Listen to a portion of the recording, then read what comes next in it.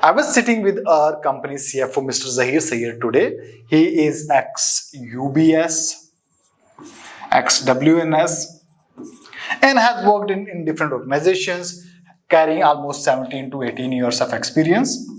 And during discussion, he was like, Sayyed, why don't you create a series on myths about investment banking industry? I have already drafted a post for my LinkedIn post where the first myth will be posted tomorrow. But at the same time, I'm creating this video for your learning and awareness. The first thing which most of us believe to work in the financial services industry, I'll keep it finance, you should know maths.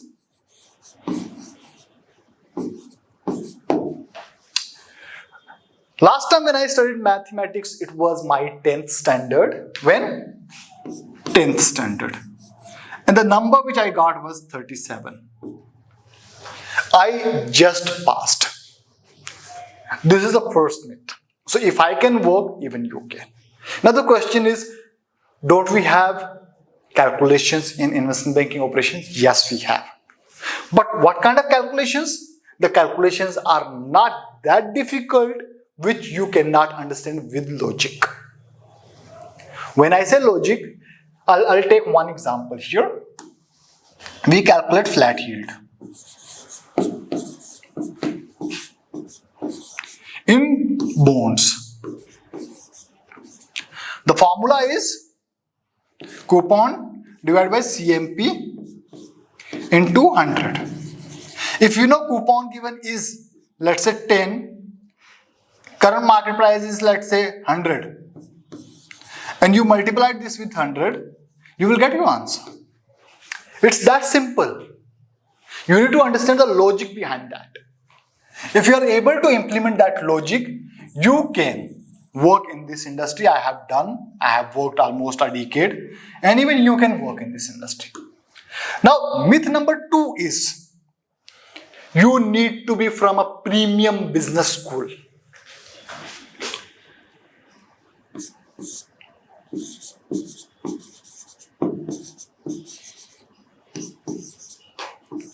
You need to be from a premium business school. Yes, for campus placement, you need to be from premium business schools, as the tier 2 and tier 3 colleges do not have access for the campus placement. But we have something called as off-campus.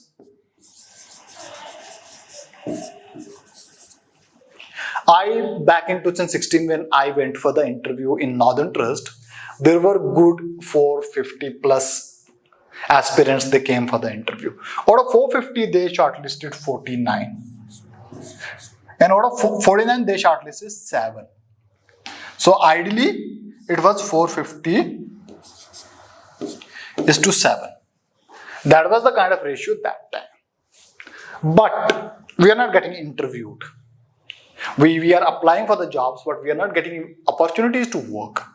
There, the companies like a training partner like FPA comes into picture. We at FPA, we train for CISI investment banking operation, and we will ensure that we are making you sit on the interview table. And rest, it's you. You need to demonstrate what you have learned. Even if you're demonstrating 40% of what I have trained you, you will get selected. And this is the past experience I'm talking about. Till now, every student of mine is placed. The next myth which I'll be talking about is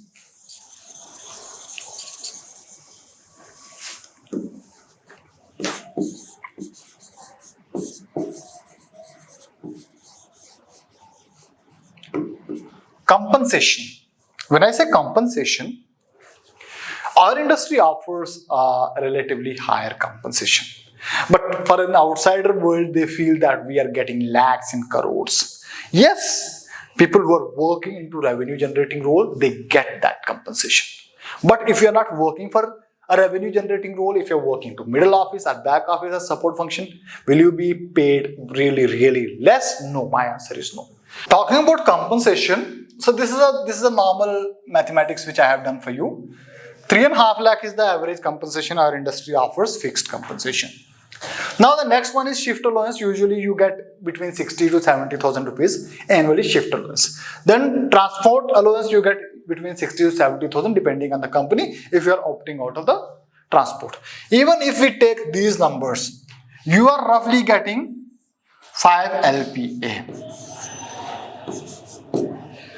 You are starting your career 5 LPA as a undergrad fresher with CISI certification.